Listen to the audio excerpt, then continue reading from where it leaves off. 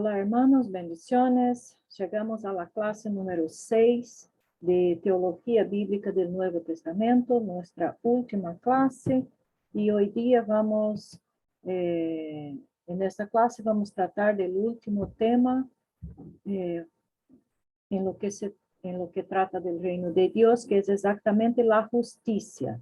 La justicia es el signo del reino de Dios. Vimos que la iglesia es la agencia y la justicia es la señal, el signo del reino de Dios, la característica principal de este reino. Vamos a ver entonces algunos textos bíblicos que hacen mención a la justicia. Mateo capítulo 3, versículo 15 dice, y respondiendo Jesús le dijo, permítelo ahora, porque es conveniente que cumplamos así toda justicia. Entonces Juan se lo permitió. Mateo 6:33, pero buscad primero su reino y su justicia, y todas estas cosas os serán añadidas. En Mateo 12, 17, 18, está escrito, para que se cumpliera lo que fue dicho por medio del profeta Isaías cuando dijo, mirad mi siervo a quien he escogido, mi amado en quien se agrada mi alma. Sobre él pondré mi espíritu y a las naciones proclamará justicia. Juan capítulo 16, versículo 8. Y cuando él venga, convencerá al mundo de pecado, de justicia y de juicio. Romanos 1, 17. Porque en el evangelio la justicia de Dios se revela por fe y para fe, como está escrito, mas el justo por la fe vivirá. Romanos 6, 19. Hablo en términos humanos, por causa de la debilidad de vuestra carne, porque de la manera que presentasteis vuestros miembros como esclavos a la impureza y a la iniquidad, para iniquidad, así ahora presentad vuestros miembros como esclavos a la justicia para santificación. Romanos 14, 17. Porque el reino de Dios no es comida ni bebida, sino justicia y paz y gozo en el Espíritu Santo. Primera de Corintios 4, 20. Porque el reino de Dios no consiste en palabras, sino en poder o justicia. Efesios 4, 24. Y os vistáis del nuevo hombre, el cual en la semejanza de Dios ha sido creado en la justicia y santidad de la verdad. También podemos ver aquí en estos versículos como justicia, el fruto de la justicia, que es el signo del reino, es la santidad. Romanos 5:1. Por tanto, habiendo sido justificados por la fe, tenemos paz con Dios por medio de nuestro Señor Jesucristo. Justificados. Justicia. Entonces vamos a entender lo que quiere decir esta palabra, cuál es el sentido que él tiene en el contexto del Nuevo Testamento y cuando trata del reino de Dios. La palabra justicia significa equidad, integridad, juicio, rectitud, santidad, verdad. Justicia en hebreo es la palabra tzedek y tzedaká, que significa lo correcto, rectitud, justicia, equidad, piedad, y en griego es la palabra dikaiosum, que significa también justicia y rectitud. Estos vocábulos se refieren tanto a la norma recta como a la acción ordenada y justa. O sea, no es simplemente la ley, la norma establecida, pero es también, y más que la ley establecida, es el hacer la justicia, es el acto justo siendo cumplido, siendo hecho. O sea, la ley establecida, la norma establecida, recta, siendo cumplida por medio de hechos. Otros términos para justicia son el hebreo mishpat, del verbo shafat, que quiere decir juzgar, que comprende tanto el derecho establecido como el acto justo, la norma jurídica y su recto uso. Entonces, observen que cuando habla de justicia, no está tratando simplemente de una norma establecida de cómo deben ser los hechos. Quiere decir la norma establecida y también la ejecución de esta norma, el cumplimiento de esta norma, el acto entonces. También la palabra hebrea gesed y la palabra griega eleos, que acentúan los sentimientos de humanidad en las relaciones humanas.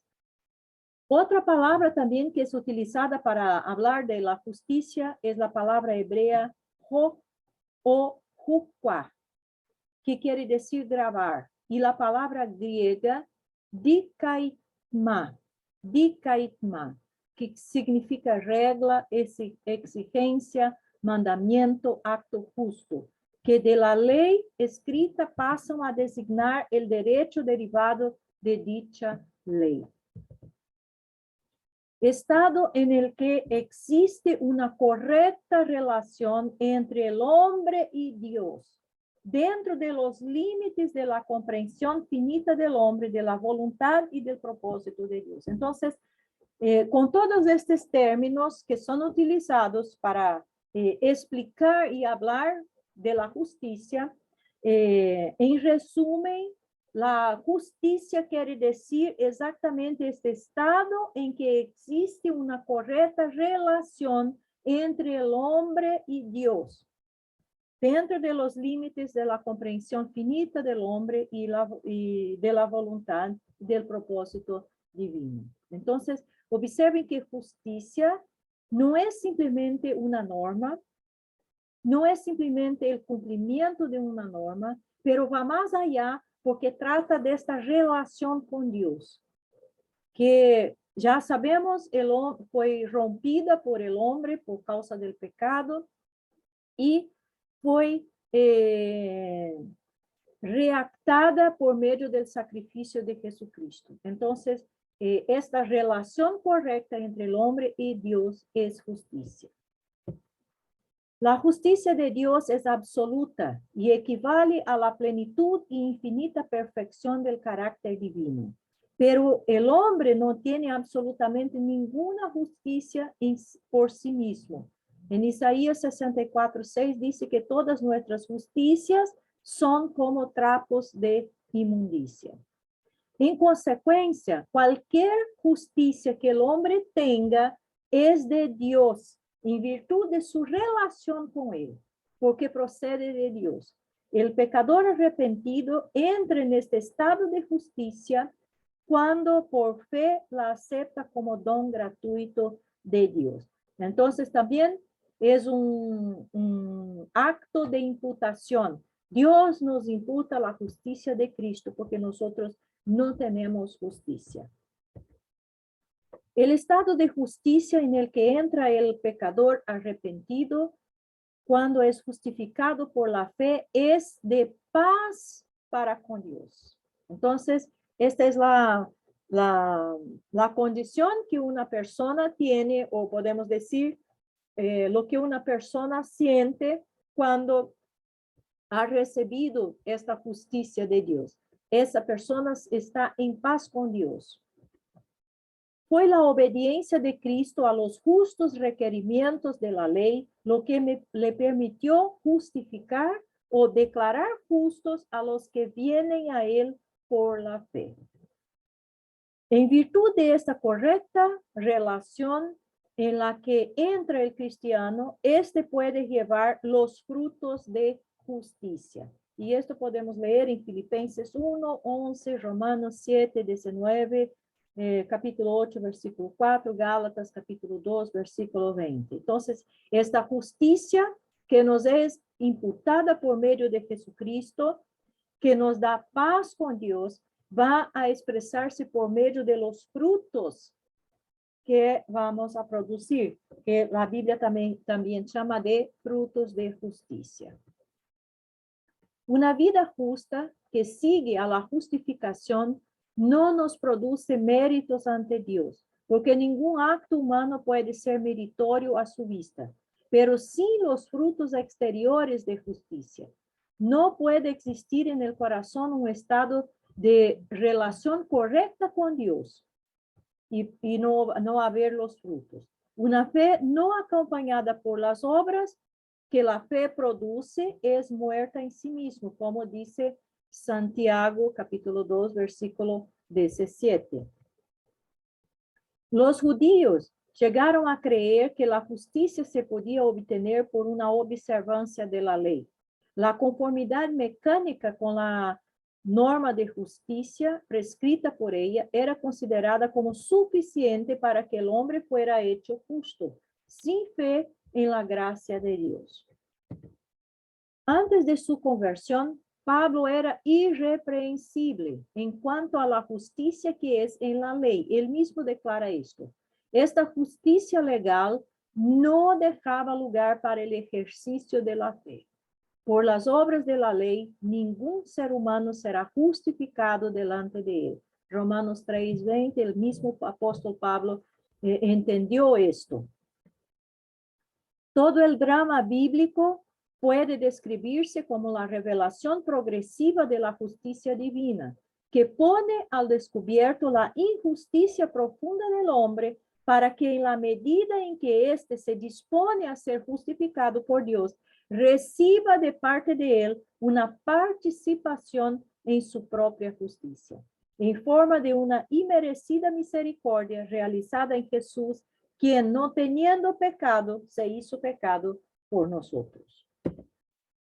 La justicia de Dios es uno de los atributos más notables de Dios en las Escrituras. La rectitud de Dios es virtualmente un sinónimo de su justicia.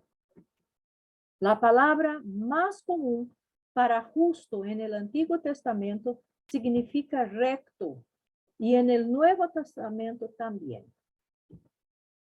Al decir que Dios es justo, estamos diciendo que Él siempre hace lo que está correcto, lo que debe hacerse y en forma consistente, sin parcialidad ni prejuicios.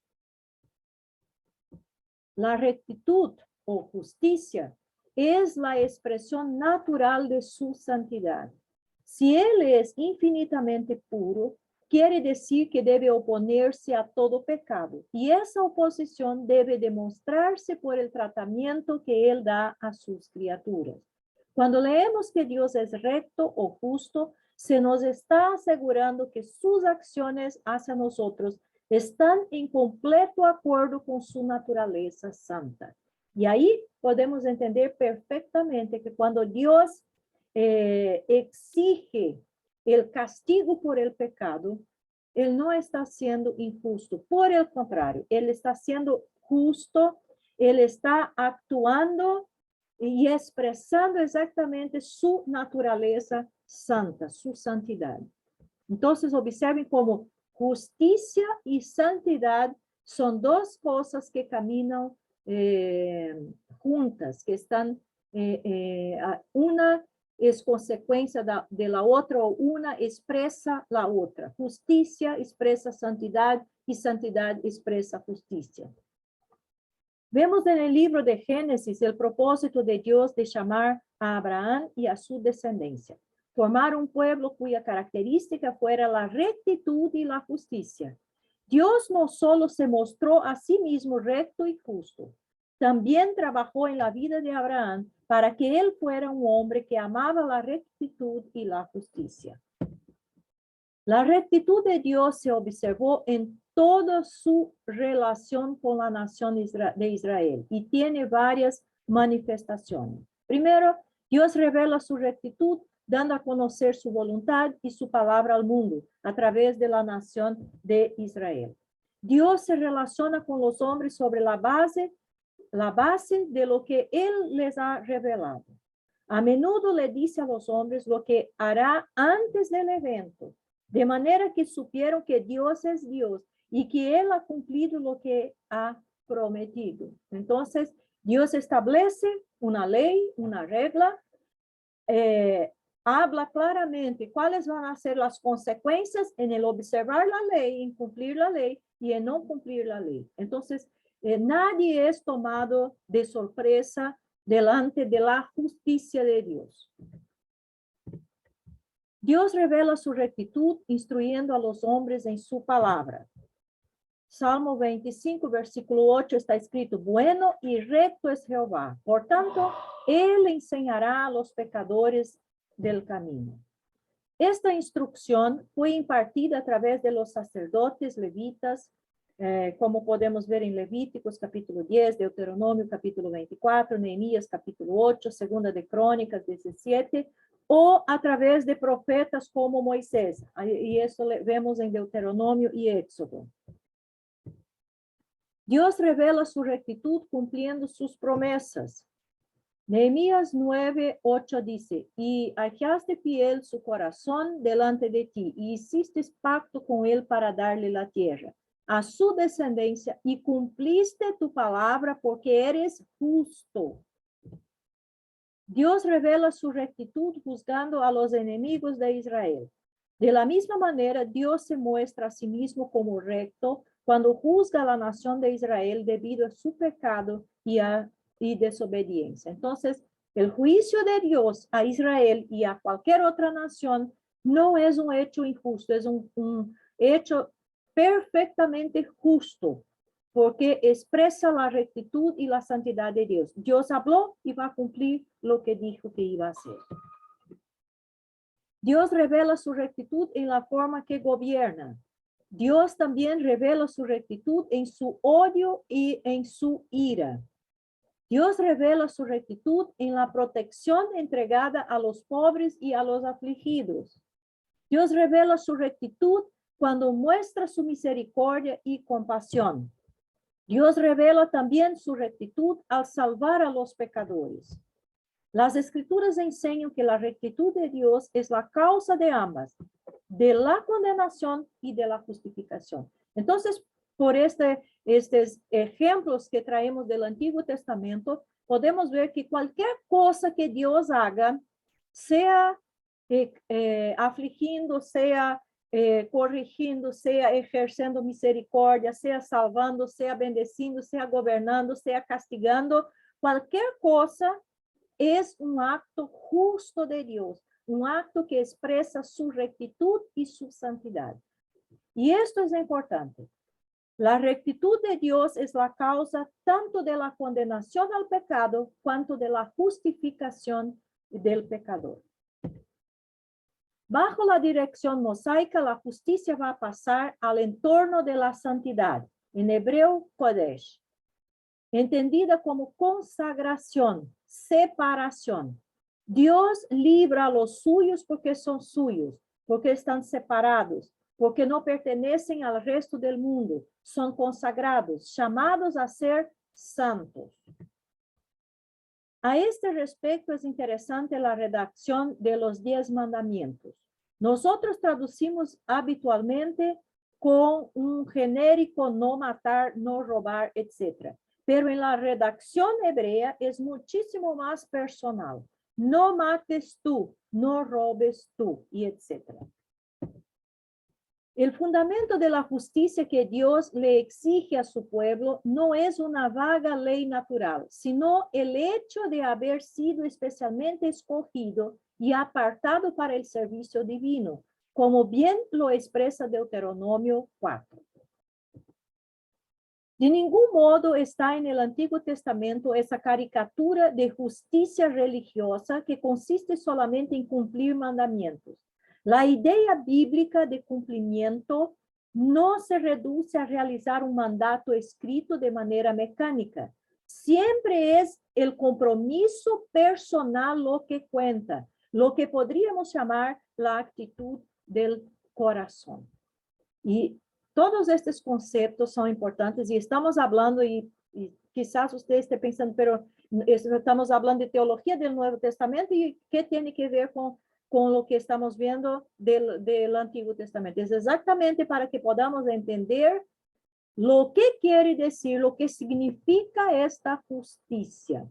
Entonces, si uno fue escogido por Dios, apartado por Dios para el servicio divino, este servicio tiene que expresarse de forma recta y santa para que el signo del reino sea evidente, o sea, la justicia.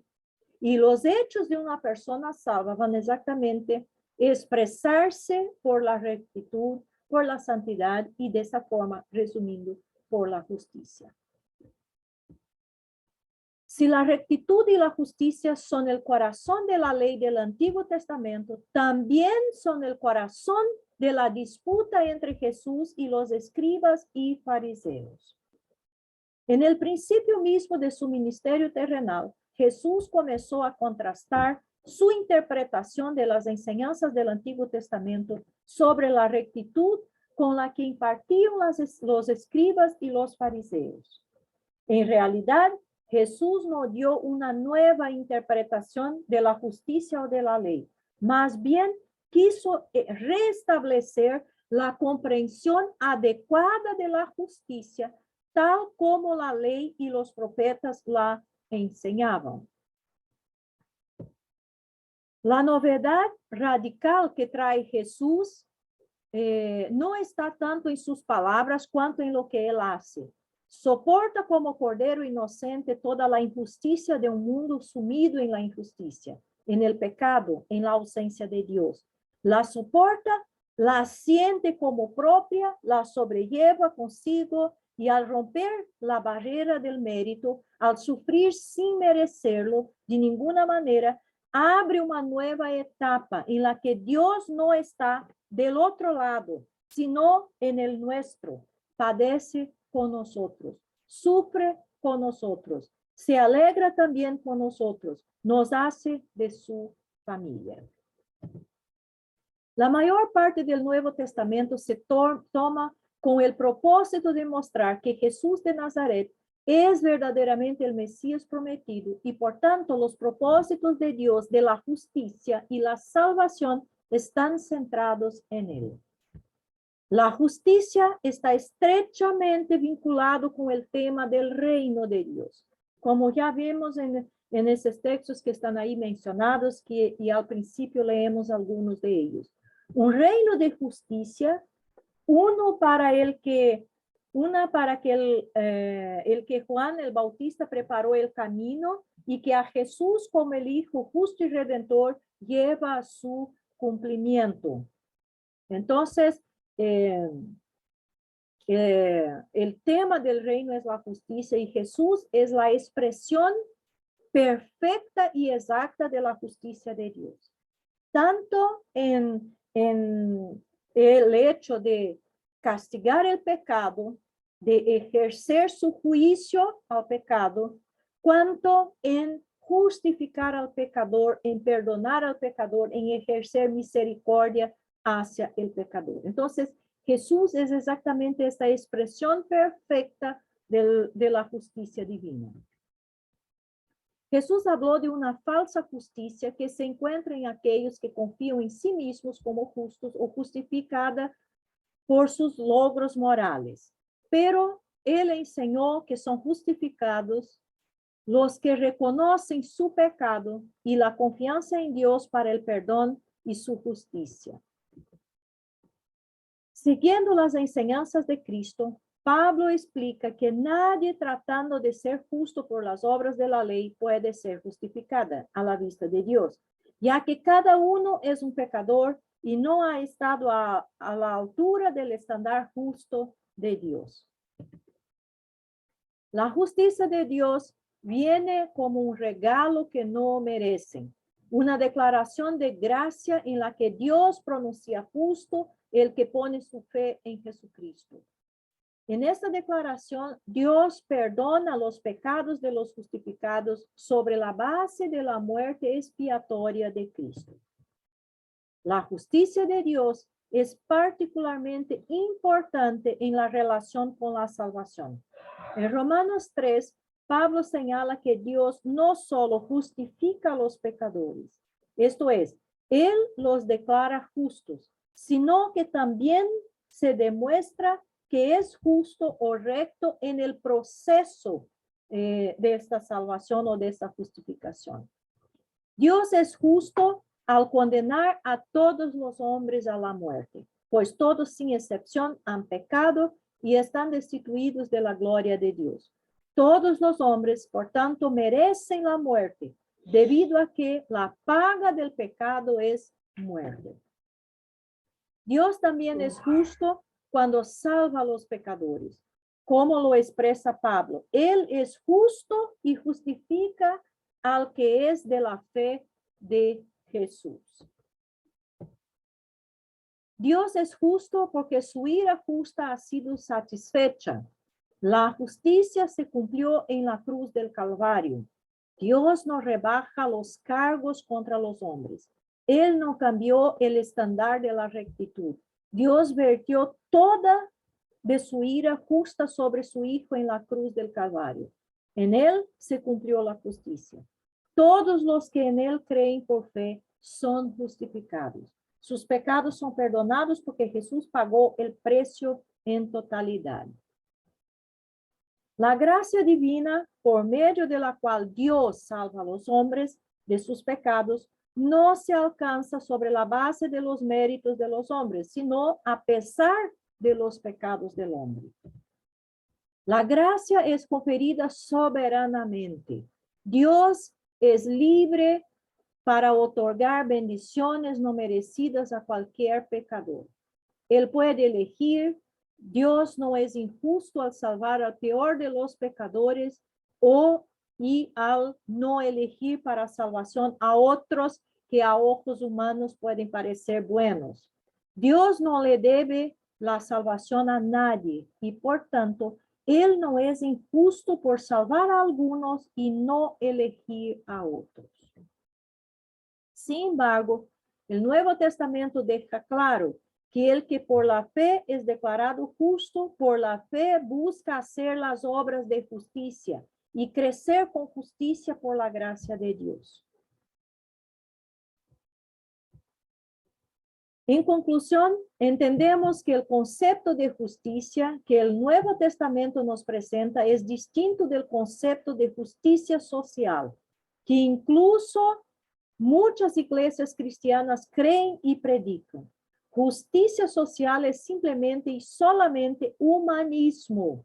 Y ahí debemos nos acordar de la clase número 5, de la clase anterior, cuando hablamos cuál es la misión, el papel de la iglesia. ¿Por qué la iglesia está en este mundo? La iglesia no está en este mundo para hacer obras sociales, no está en este mundo para hacer humanismo. La iglesia está en este mundo para hacer justicia divina, para cumplir la justicia divina en este mundo, o sea, obedecer los preceptos de Dios y expresar esta justicia por medio de sus frutos, de su forma de vivir. Entonces, que esto quede bastante claro. El concepto de justicia que el Nuevo Testamento nos presenta es distinto del concepto de justicia social, que incluso muchas iglesias cristianas creen y predican. Justicia social es simplemente y solamente humanismo y no justicia en los términos del reino de Dios. Justicia en el reino de Dios es santidad, rectitud, amor y paz.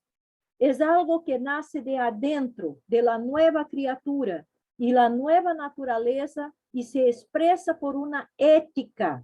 Y ahí vemos el Sermón del Monte, a donde podemos conocer cuáles son las reglas éticas, los principios éticos que una persona que es parte del reino de Dios, que nació de nuevo, debe presentar, debe expresar. Y eso expresa una ética superior y más allá de lo exterior, de la religiosidad y de las obras. Lamentablemente, la justicia que se hace en este mundo por los hombres, incluso por muchas iglesias que se involucran principalmente con las obras sociales, vamos a ver que es algo que muchas veces es simplemente religioso, simplemente obras y simplemente algo exterior. Que no han entendido de hecho lo que quiere decir la justicia, que es el signo del reino. Es algo que se expresa primero por santidad, por rectitud, por amor y por paz. Y es algo que viene de adentro, no es algo que se cumple mecánicamente o simplemente un cumplimiento legal de una regla, no. Es más allá que esto. La justicia se expresa y se hace solamente cuando produce y es consecuencia de la salvación. De lo contrario, es solamente servicio social. Y esto también es una cosa que tenemos que entender muy bien. La justicia se expresa y se hace solamente cuando produce y es consecuencia de la salvación. De lo contrario, hermanos, es simplemente servicio social. ¿Y quién tiene la responsabilidad de hacer servicio social? Son las instituciones propias de este mundo y no la iglesia. Solamente uno salvo puede expresar o hacer justicia. La justicia está relacionada con lo que Dios hace y no lo que el hombre hace. Por eso, el gran distintivo del reino de Dios es la justicia. Los reinos humanos son llenos de injusticia. Entonces, cuando se trata del reino de Dios y cuando uno desea hacer lo que se llama de servicio social, si esto no está vinculado con la salvación de la gente, con un servicio eficiente, eficaz de hecho, evangelizar a las personas, hacer con que ellas conozcan el evangelio y de esta forma puedan experimentar la justicia de Dios por medio de la salvación de Jesús.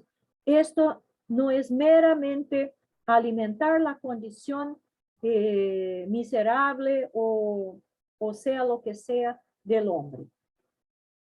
Tiene que producir los efectos del reino, o sea, salvación. Entonces, es algo que requiere que uno evalúe y piense muy bien para que no esté haciendo algo pensando que está cumpliendo los propósitos de justicia del reino de Dios, cuando en verdad no están.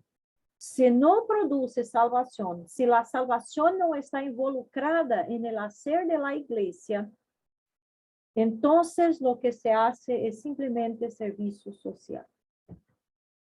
Cuando entendemos esto, entendemos lo que dice la Biblia. En Mateo 6:33, él dijo, pero buscar primero su reino y su justicia, y todas estas otras cosas os serán añadidas.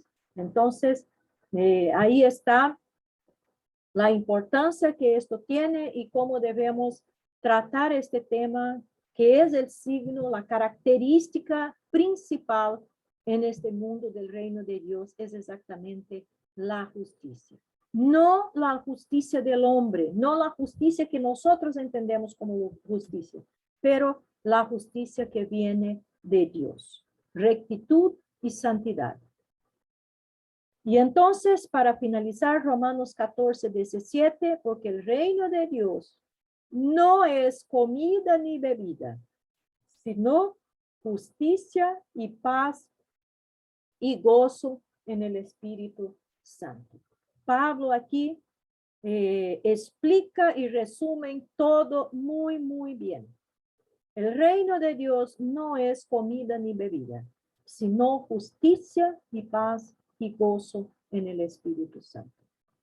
Y es esto que debemos promover, evidenciar y hacer con que la gente experimente. Este es el signo del reino de Dios. Y con esto finalizamos nuestra clase. Finalizamos también esta rama de teología bíblica del Nuevo Testamento. Que Dios les bendiga muchísimo, que puedan reflexionar en todas estas cosas y que el Espíritu Santo también pueda ayudar a cada uno de nosotros a vivir conforme esta teología. Porque la teología no debe ser simplemente conocimiento. La teología existe para que sea práctica y vida en nuestras vidas. Muchas bendiciones y hasta la próxima.